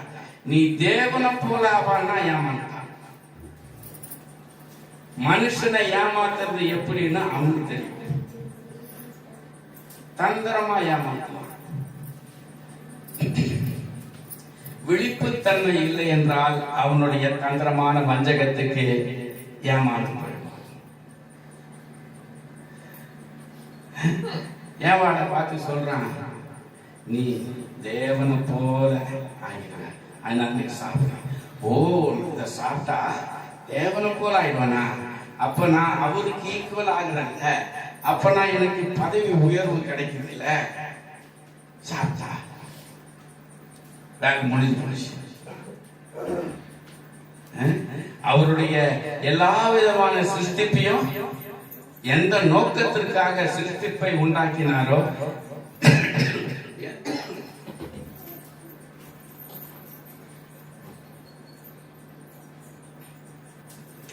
எந்த நோக்கத்திற்காக இந்த உலகத்தை உண்டாக்கினாரோ, மனுஷனை உண்டாக்கினாரோ, இந்த ஆதாம் ஏவாளை பார்த்து பழுகி பெருகுங்கன்னு சொன்னாலும் அதெல்லாவற்றையும் ஒரே செகண்ட் ஆயிஷா பாவமில்லாத உலகத்தை அவருடைய சிருஷ்டிப்புகளால் நிரப்பணும்னு பார்த்தாரு. ஒரே செயல்ல பாவமான உலகத்தை உண்டு பண்ணிட்டாங்க. சாசுக்கு நம்முடைய வாழ்க்கையை சூறையாட நன்றாக தெரியும். எந்த வார்த்தையில, எப்படிப்பட்ட சூழ்நிலையில, எந்த முறையில வஞ்சித்தால் இவன் ஏமாறுவான், இவள் ஏமாறுவாள் என்பதை அவன் மிக தெளிவாய் அறிந்திருக்கிறான். ஆகினாலதான் யோசேப்பை போல நாம வெளிப்பாட்டிருக்கணும். ஆதியாகமத்துல ஆதாம் ஏவாளை வஞ்சித்த அவன் விடவே இல்லை. புதிய ஏற்பாடு மத்தேயு சுவிசேஷத்துல அதே அவரை வந்து திரும்பவும் ஏமாத்துறான். பசியா இருக்குல்ல, கல்லெல்லாம் அப்பமாக்கி சாப்பிடு. இவன் பேச்ச கேட்டு அவர் செஞ்சு சாப்பிட்டாருன்னா இவன் பலசாலி ஆயிடுறான், அவர் தோத்து போயிடுறாரு. மறுபடியும் அவர் எதற்காக வந்தாரோ அந்த செயல் முற்றிலும் அழிக்கப்பட்டு போகும். வெளிப்புள்ளவராய் இருந்தார், உணர்வுள்ளவராய் இருந்தார், ஜாக்கிரதையுடையவராக இருந்தார். அவர் சொன்னாரு, மனுஷன் அப்பத்தினால மாத்திரம் இல்லடா, அவருடைய வாயிலிருந்து பெறப்படக்கூடிய ஒரு ஒரு வார்த்தையினால பிழைப்பான். ஏன் பசியை தீர்த்துக்கிறதுக்கு எனக்கு தெரியும், நீ வேலையை பார்த்துட்டு போ. பார்த்தீங்களா, பிசாசுக்கு ஏமாற்ற தெரியும். ஆனால் விழிப்புள்ளவர்களாக ஆவிக்குரிய வாழ்க்கையில ஜாக்கிரதையுடையவர்களாக இருந்தால் நிச்சயமாய் சாத்தான ஜெயிக்க முடியும். நான் யோசேப்பையும் சரி, இயேசு ஆண்டவரையும் சரி இங்க உதாரணம் காட்டுறதுக்கு காரணம், சரி அவரு ஏசாமி அவர் செஞ்சிட்டாரு. ஆனா மனுஷனாகிய யோசேப்பு அவனாலையும் ஜெயிக்க முடிஞ்சதில்ல, நம்மளை போல ஒரு மனுஷனாலையும் ஜெயிக்க முடிந்ததில்ல. அதனாலதான் இந்த ரெண்டு உதாரணத்தையும் காட்டினேன். அவர் தேவன், அவர் கடவுள், ஆமா அவர் ஜெயித்தார். ஆனா யோசேப்பும் ஜெயித்தான். ஒரு சாதாரணமான மனுஷனாய் இருந்து அவனும் வெற்றியுள்ள வாழ்க்கையை செய்தான். சோதனைகளை மிக லகுவாக ஜெயித்து அவன் சென்றான். காரணம் ஆவிக்குரிய விழிப்புத்தன்மை. அருமையானவர்களே, நம்முடைய கிறிஸ்துவ வாழ்க்கையில, விசுவாச வாழ்க்கையில நாம் நம்மை குறித்து மிகவும் மெச்சிக்கொண்டு, நான் இவ்வளவு காலம் கிறிஸ்துவனா இருக்கிறேன், இவ்வளவு காலம் நான் ஆண்டவருடைய பிள்ளையா இருக்கிறேன், நான் உபவாச ஜெபம்லாம் செய்வேன். தயவு செய்து நாம் அவர்களை அப்படி நினைப்பதையோ பேசுவதையோ நிறுத்திக் கொள்வோம்.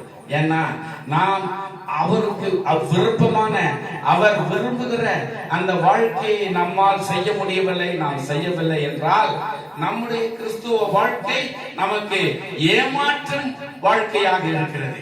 நம்முடைய கிறிஸ்துவ வாழ்க்கை அது நிச்சயமாக நம்முடைய வாழ்க்கையில பிரயோஜனமாக இருக்க வேண்டும் என்றால் விழிப்புத்தன்மை, ஜாக்கிரதை, உண்மைத்தன்மை இருக்கணும். ஆண்டவருடைய வார்த்தைக்கு உண்மையான பயம் இருக்க வேண்டும், உண்மையான கீழ்ப்படிதல் இருக்க வேண்டும், ஆண்டவருடைய வார்த்தைக்கு உண்மையான கீழ்ப்படிதல் இல்லை என்றால் நாம் வெற்றியுள்ள வாழ்க்கையை செய்ய முடியாது. ஆண்டவருடைய வார்த்தையை படிக்கலாம், ஆண்டவருடைய வார்த்தையை கேட்கலாம், ஆனால் இருதயத்திலே கீழ்ப்படிதல் இருக்கிறதா? என் தேவனுடைய வார்த்தை இதை சொல்லுகிறது, நான் இப்படித்தான் நடப்பேன், இதற்கு மாறி நான் நடக்க மாட்டேன். யோசேப்பால் நடந்திருக்க முடியும், ஆனா யோசேப்பு சொன்னான், என் தேவனுடைய வார்த்தை என்னை எச்சரிக்கிறது, ஆகையினால நான் இந்த தவறை செய்ய மாட்டேன், விலகி ஓடுனான். அருமையானவர்களே, தேவனுடைய வார்த்தைக்கு நாம் உண்மையாய் கீழ்ப்படியக்கூடியவர்களாய் இருக்கிறோமா, அல்லது வெறுமனே படிக்கிறவர்களாகவும் கேட்கிறவர்களாகவும் இருக்கிறோமா? வெறுமனே படித்து கேட்கிறவர்களாக இருப்போம் என்றால் இந்த தேவ வார்த்தை இந்த வாழ்க்கையிலே ஒரு பயனும் கொடுக்காது, ஒரு நன்மையும் கொடுக்காது. தோல்வியான ஆசீர்வாதம் இல்லாத ஒரு வாழ்க்கை தான் இருக்கும். ஆகினால இன்றைக்கு அநேக விசுவாசிகள், அநேக கிறிஸ்தவர்களுடைய வாழ்க்கையில, குடும்பத்துல வெற்றி இல்லை. ஒரே சண்டை, ஒரே பிரச்சனை, ஒரே குழப்பம். பிள்ளைகள் கீழ்ப்படிய மாட்டேங்குது, கணவன் மனைவிக்குள்ளார அன்பு இல்ல, ஒற்றுமை இல்ல, ஐக்கியம் இல்ல, எதுவும் இல்ல. ஒரே போராட்டம், குடும்ப வாழ்க்கை போராட்டமாய் நிறைந்திருக்கிறது. அப்புறம் நான் எவ்வளவோ ஜெபம் பண்றேன், பைபிள் படிக்கிறேன், ஆண்டவர் எனக்கு உதவியே செய்ய மாட்டேங்கிறாரு. ஆண்டவருடைய வார்த்தைக்கு உன்னால் கீழ்ப்படிய முடியவில்லை, ஆண்டவருடைய வார்த்தைக்கு ஏற்றுக்கொள்ள முடியவில்லை. ஆனால் ஆண்டவருடைய ஆசீர்வாதம் மாத்திரம் இருக்க வேண்டும் என்றால் அது எப்படி இருக்கும்? யோசேப்பு பாவத்தை விட்டு விலகி ஓடினான்,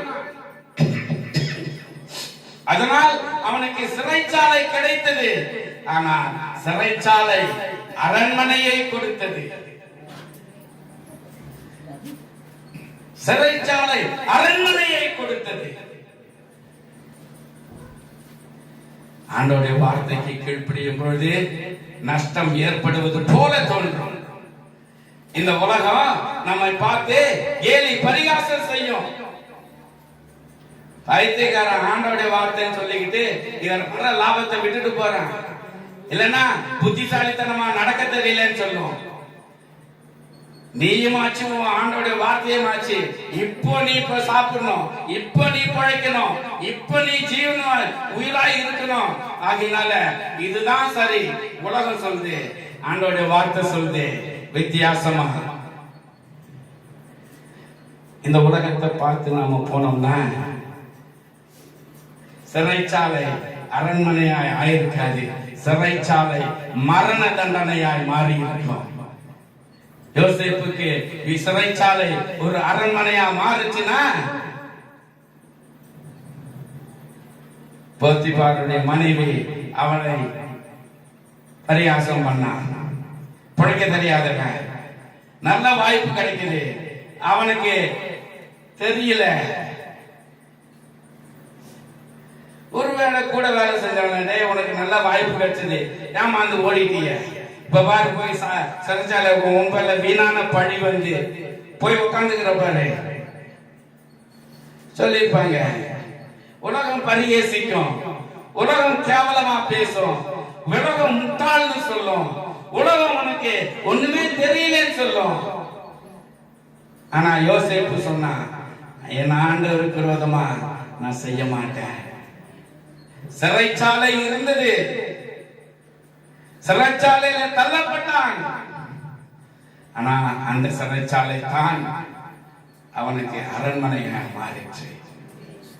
போத்திபாருடைய வீட்டிலேயே இருந்திருந்தான்னா அடிமை பையனாகவே இருந்திருப்பான். சிறைச்சாலைக்கு போனா அங்கிருந்து அரண்மனை கிடைத்தது. அங்கே அவனால் நன்மை பெற்ற ஒரு சேவகன் அங்க ராஜாட்ட சொல்றான், ஐயா இவனுக்கு தெரியும் அர்த்தம் சொல்ல. போத்திபார் வீட்டுல இருந்திருந்தானா பாத்திரம் கழுவிக்கிட்டு துணியை துவைச்சு போட்டுன்னு ஆடு மாடு பேசிக்கிட்டு வேலைக்காரனா இருந்திருப்பான்.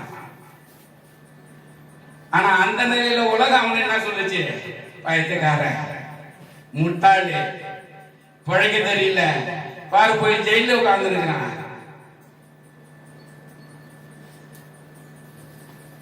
ஆனா அந்த ஜெயிலு தான் அவனை அரண்மனைக்கு கொண்டு போச்சு. ஒரு உயர்வான வாழ்க்கை, மேலான வாழ்க்கை. இந்த உலகம் இந்த வார்த்தையை கேட்டு நீ கீழ்ப்படிந்து நான் ரொம்ப முக்கியமா சொல்றேன், கட்டாயமா சொல்றேன். அது இல்லாம கிறிஸ்தவ வாழ்க்கை இல்லை. ஆண்டவருடைய வார்த்தைக்கு கீழ்ப்படிய முடியலன்னா தயவு செய்து உங்களை கிறிஸ்தவன் சொல்லாதீங்க. பைபிள் படிக்கிறதுனாலேயோ ஜெபம் பண்ணுவதனாலேயோ கிறிஸ்தவர்கள் அல்ல, கீழ்ப்படிதலினாலே கிறிஸ்தவர்கள். கீழ்ப்படிதல் இல்லாத வரைக்கும் கிறிஸ்தவன் அல்ல. இது ஒரு கதை புத்தகம். நீங்க சொல்லலாம் நான் பைபிள் படிக்கிறேன்னு, அவர் சொல்றாரு நீ கதை புத்தகத்தை படிக்கிற. ஏன்னா உனக்கு கீழ்ப்படிய தெரியல. ஆண்டவருடைய வார்த்தைக்கு கீழ்ப்படிய முடியலன்னா என்ன பக்தி? யோசேப்பு அதுதான் செஞ்சான். ஒரு வாலிபனாக, இளம் வாலிபனாக, ஒரு நிறைந்த வாலிபனாக, அவனுக்கு மிக வலிமையான ஒரு சோதனை வந்த பொழுது ஆண்டவருடைய வார்த்தைக்கு பயந்தான், ஆண்டவருடைய வார்த்தைக்கு கீழ்ப்படிந்தான், ஓடினான். எனக்கு அருமையான விசுவாசிகளே, ஆண்டவருடைய வார்த்தைக்கு கீழ்ப்படிவதிலே என்றாகிலும் ஜாக்கிரதையாக இருந்திருக்கிறோமா? எவ்வளவு அலட்சியம், எவ்வளவு கவலீனம், எவ்வளவு மறந்து போக முடியும் அவ்வளவு மறந்து போயிடுறோம். கஷ்டம் வேதனை வரும் பொழுது இந்த உலகத்தை தான் பார்க்கிறோம், நண்பர்களைத்தான் பார்க்கிறோம், உறவினர்களைத்தான் பார்க்கிறோம், வேற ஏதாவது ஒரு வழியை பார்க்கிறோம், மாற்று வழியை பார்க்கிறோம். ஆனா இந்த வழியை பார்க்கிறதே இல்லை. அப்புறம் என்ன கிறிஸ்தவங்க? என்ன கிறிஸ்தவங்க? அவன் சிறைச்சாலைக்கு போனா,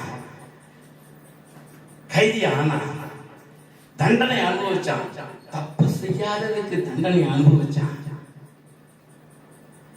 சொல்லலாம் சரிதாங்க, சிறைச்சாலைக்கு போனா, அரண்மனைக்கு போயிருக்கலாம். ஆனா தப்பு செய்யாம தண்டனை பெற்றான். அது சரியா? குற்றம் இல்லாமல் தவறை தண்டனை அனுபவிக்கிறாங்க. அது எப்படிங்க? இல்ல, அதுதான் அவனுக்கு அங்கே செல்வதற்கான ஒரு இடம். அவன் தவறான இடத்துல இருந்தான். ஒரு அடிமை பையனாக இருந்தான், ஒரு வேலைக்கார பையனாக இருந்தான். அவர் அவனை அரண்மனைக்கு கொண்டு போக திட்டம் போட்டாரு ஏற்கனவே. அந்த திட்டத்தை நிறைவேற்றணும்னா அங்கிருந்து அவனை தூக்கணும். போத்திபார் வீட்டில இருந்து தூக்குனாதான் அரண்மனைக்கு போக முடியும். தூக்கிறதுக்கு என்ன வழி கொண்டு வந்தாரு? உலகம் சொல்றது அவனை பைத்தியக்காரன். போத்திபார் மனைவி நினைக்கலாம், தந்திரமா இவனை நான் ஜெயில போட்டேன், இவன் பேர்ல பொய்ய சொல்லி நான் போட்டேன்னு. ரெண்டு பேரும் ரெண்டு விதமா யோசிக்கலாம். அவர் சொல்றாரு, என் திட்டத்தை நான் நிறைவேற்றிட்டேன், நீங்க ரெண்டு பேரும் குஷியா இருந்துக்குங்க, ஆனா நானே என் திட்டத்தை நிறைவேற்றிட்டேன். இவனை எங்க கொண்டு போகணுமோ அங்க கொண்டு போறதுக்கு வழிய ஆயத்தம் பண்ணிட்டேன்.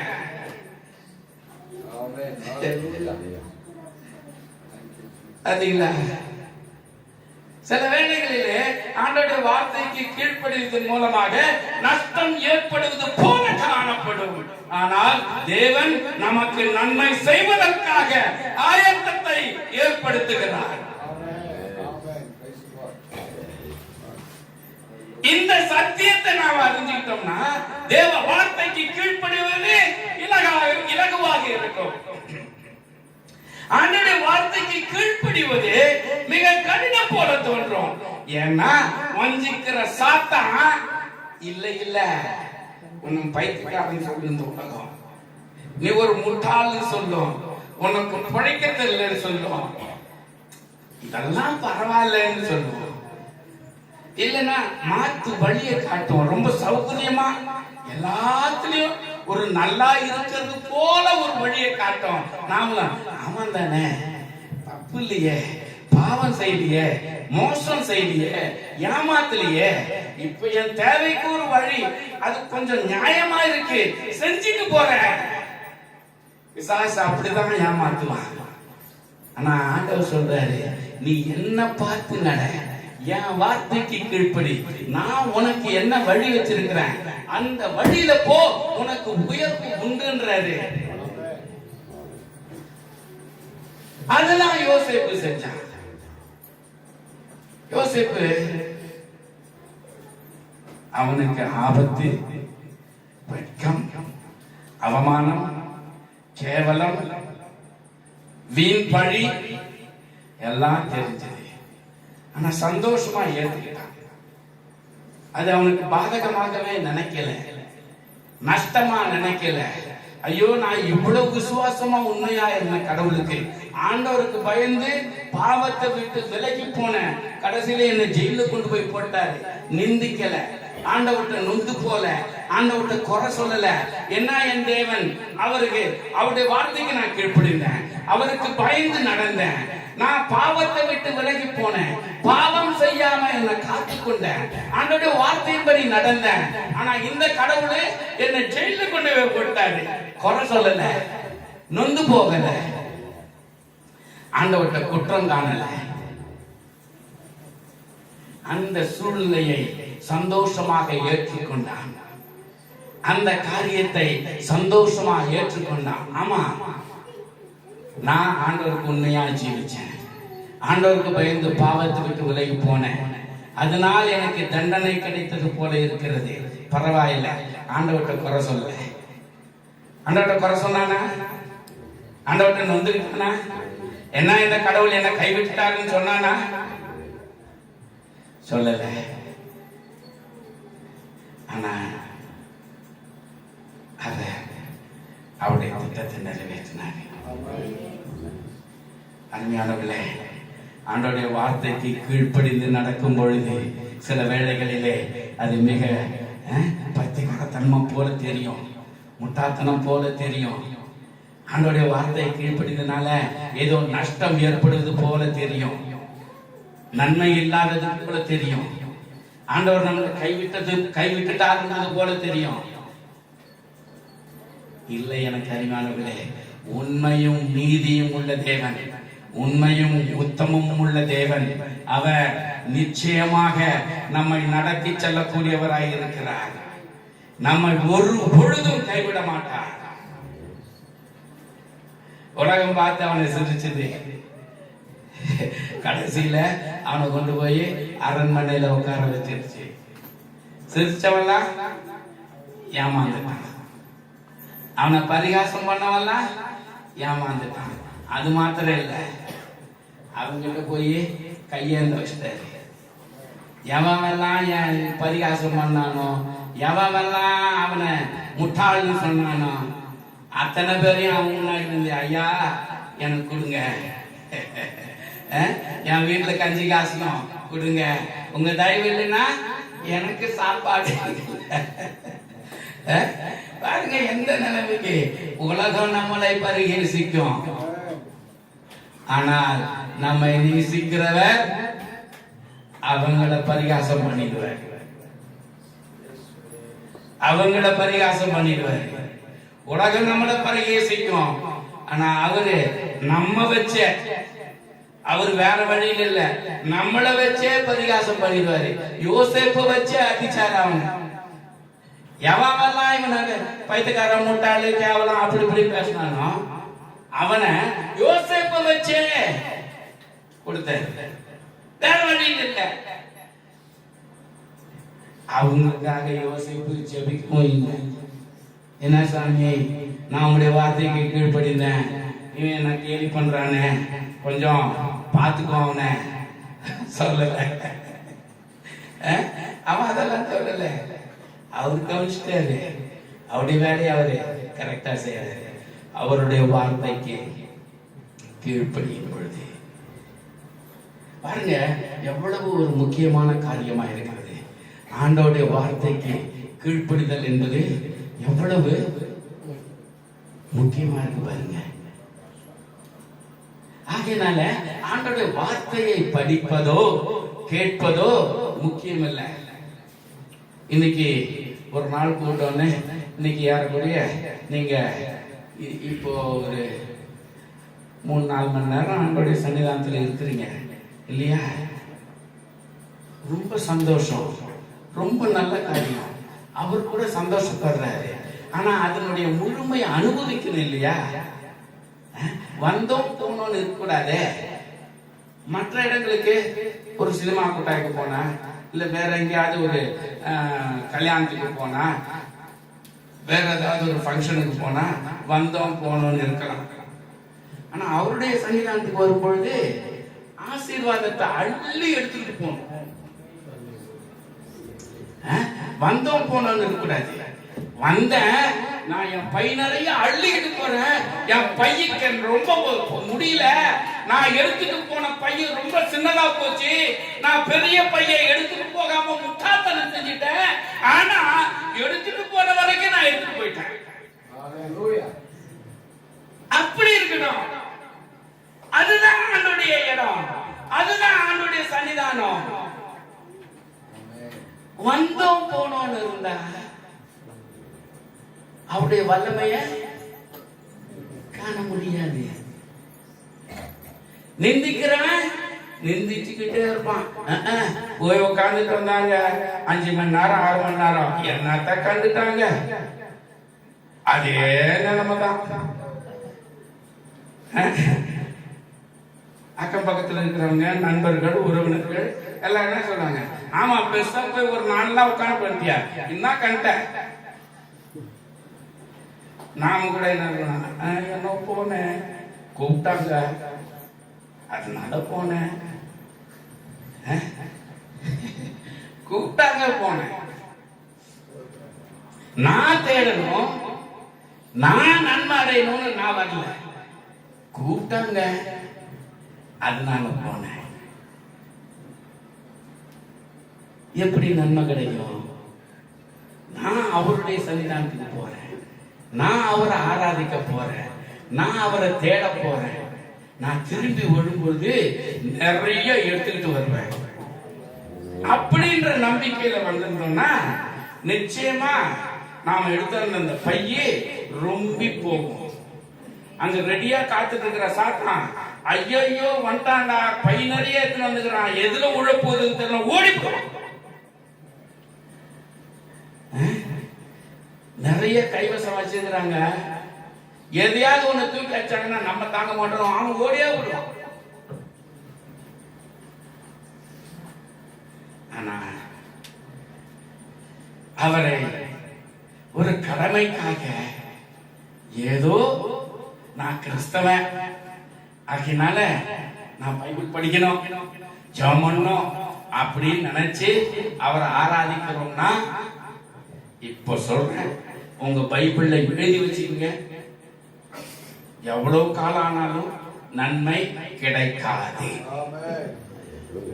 நன்மை கிடைக்காது, ஆசீர்வாதம் கிடைக்காது. நான் தயங்க மாட்டேன் சொல்றதுக்கு.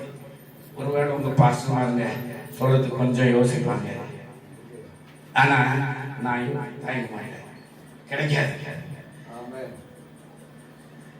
உண்மையாய் தேடி உண்மையாய் அவரை ஆராதிக்க நான் ஆண்டவர்கிட்ட போறேன். என்னுடைய நன்மை, என்னுடைய ஆவிக்குரிய வளர்ச்சி, என்னுடைய குடும்ப ஆசீர்வாதம், என்னுடைய தேவை, இதற்காக நான் போகிறேன். நான் அவரிடத்திலிருந்து பெற்றுக்கொள்வேன், நான் பெற்றுக்கொண்டு செல்றேன் அப்படின்ற விசுவாசத்தில் வரும்பொழுது நிச்சயமான ஆசீர்வாதம் உண்டு, நிச்சயமான நன்மை உண்டு. இன்னைக்கு எனக்கு தெரிஞ்சு ஏதோ ஒரு 30-40 பேர் இருக்கிறீங்க. இத்தனை பேரும் இத்தனை நாட்கள்ல அவளுடைய ஆசீர்வாதங்களை ஒவ்வொரு வாரமும் சுமந்துட்டு போறீங்கன்னா இந்த மலை பட்டணமே ஆதாயமாயிருக்கும். எல்லா இடத்துலயும் எல்லா மக்களும் உனக்கு மாத்திரம் எப்படி கிடைக்குதுன்னு அவங்களும் வந்து உட்காருவாங்க. இன்னைக்கு நாம ஜெயிச்சிருப்போம். ஆனா நாம கடமைக்காக வர்றதுனால, நான் ஒரு கிறிஸ்தவனாய் இருப்பதனால, நான் ஆலயத்துக்கு செல்லணும்னு வர்றதுனால நன்மையை பெற மாட்டேங்கிறோம், ஆசீர்வாதத்தை பெற மாட்டேங்கிறோம். ஒரு புறஜாதியானுக்கு நம்மால் அவரை நிரூபித்து காண்பிக்க முடியவில்லை, அவருடைய வல்லமையை காண்பிக்க முடியல, அவருடைய ஆசீர்வாதங்களை காண்பிக்க முடியல. அவன் பார்க்காத வரைக்கும் அவனுக்கு என்ன, நீ கிறிஸ்துவனா கோயிலுக்கு போற, நான் இந்து என்னுடைய கோயிலுக்கு நான் போறேன், அவ்வளவுதான் அவனுக்கு வித்தியாசம். ஆனா நம்முடைய வாழ்க்கையில மாறுதலை பார்க்கும் பொழுது, வித்தியாசத்தை பார்க்கும் பொழுது, அது எப்படி உனக்கு மாத்திரம் கிடைக்குதுன்னு கேட்போம். நானும் தான் என் கோயிலுக்கு போறேன், நானும் தான் நான் நம்புற கடவுளை வணங்குறேன், நீயும் தான் வணங்குற, ஆனா உனக்கு மாத்திரம் வித்தியாசமா இருக்குது. அங்கதான் நாம சொல்றோம், ஏன் தேவன் பெரியவன், நான் விசுவாசிக்கிற தேவன் வல்லமையுள்ளவன் சொல்றோம். அது என்ன, அது மாத்திரம் வந்து பாரு, வந்து உட்காரு, ரொம்ப லேசா சொல்றோம். ஆண்டோடைய வார்த்தைக்கு கீழ்ப்படிவது என்பது மிக மிக அவசியம். அது இல்லைன்னா ஏவாளை போல சாபத்தை கொண்டு வருகிறவர்களா இருக்கும். ஏவாள் அன்னைக்கு இந்த உலகத்துக்கு சாபத்தை கொண்டு வந்தார். இன்னைக்கு நாம நம்முடைய வாழ்க்கைக்கு நம்முடைய குடும்பத்துல சாபத்தை கொண்டு வருவர்களாய் மாறி நாம சாபத்தை கொண்டு வரக்கூடியவர்களாக இருக்க போகிறோமா, அல்லது யோசேப்பை போல ஆசீர்வாதத்தை, அவனை நிந்தித்தவர்களையும் அவனை தாழ்ந்து சொன்னவர்களையும் அவனை ஒன்றுத்துக்கும் உதவாதவன் சொன்னவர்களையும் அவன் காலடியில வந்து உட்கார்ந்து ஐயா எனக்கு கொடுங்கன்னு கேட்கிற நிலைமைக்கு ஆண்டவர் வச்சாரு. அப்படியா? அப்படிப்பட்ட ஒரு ஆசீர்வாதமான, அப்படி மற்றவர்களை இந்த உலகத்தை ஜெயிக்கக்கூடியவர்களாக ஒரு கிறிஸ்தவ வாழ்க்கை செய்ய போகிறோமா? ஏவாளை போல தோற்று போன சாபத்தை கொண்டு வரக்கூடிய ஒரு வாழ்க்கையை செய்ய போகிறோமா? இன்றைக்கு நாம நம்மளையே ஆராய்ச்சி பார்க்கணும். ஆண்டவரே, நான் இவ்வளவு நாளாக ஆலயத்துக்கு செல்றேன், வேதத்தை படிக்கிறேன், ஜெபம் பண்றேன், எல்லாம் செய்றேன், ஆனால் என்னுடைய கிறிஸ்துவ வாழ்க்கை எப்படியா இருக்கிறது? ஏவாளை போல இந்த உலகத்துக்குள்ளாக சாபத்தை கொண்டு வரக்கூடிய, அதாவது என்னுடைய வாழ்க்கையிலே என் குடும்பத்திலே சாபத்தையும் நஷ்டத்தையும் வேதனையும் கவலையையும் துன்பத்தையும் அவமானத்தையும் கொண்டு வருகிறவனாய் இருக்கிறேனா, அல்லது யோசேப்பை போல ஆசீர்வாதத்தை நன்மைகளை கொண்டு வரக்கூடியவனாய் இருக்கிறேனா? ஆராய்ந்து பார்ப்போம், சோதித்து பார்ப்போம். தேவனுடைய வார்த்தைக்கு கீழ்ப்படிவதே உண்மையான கிறிஸ்துவ வாழ்க்கை. வேதத்தை படிப்பது அல்ல, தேவனுடைய வார்த்தைக்கு கீழ்ப்படிதல். கட்டாயம் கீழ்ப்படியணும், அவசியம் கீழ்ப்படியணும். கீழ்ப்படிதல் இல்லாத ஒரு வாழ்க்கை அது கிறிஸ்தவ வாழ்க்கையே கிடையாது. அது பேரளவான, உங்களையே ஏமாற்றிக் கொள்ளக்கூடிய, வஞ்சித்துக் கொள்ளக்கூடிய, ஏதோ நான் கிறிஸ்தவன் சொல்லிக் கொள்ளக்கூடிய அப்படிப்பட்ட ஒரு வாழ்க்கையா இருக்குமே ஒழிய நன்மையுள்ள, ஆசீர்வாதம் உள்ள, தேவனுக்கு பிரியமான அந்த கிறிஸ்துவ வாழ்க்கையாய் இருக்காது.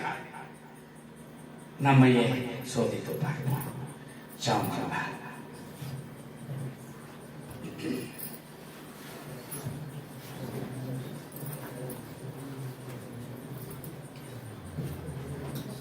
ஜெபிக்கலாமா? கண்களை மூடுவோம். தேவ சமூகத்திலே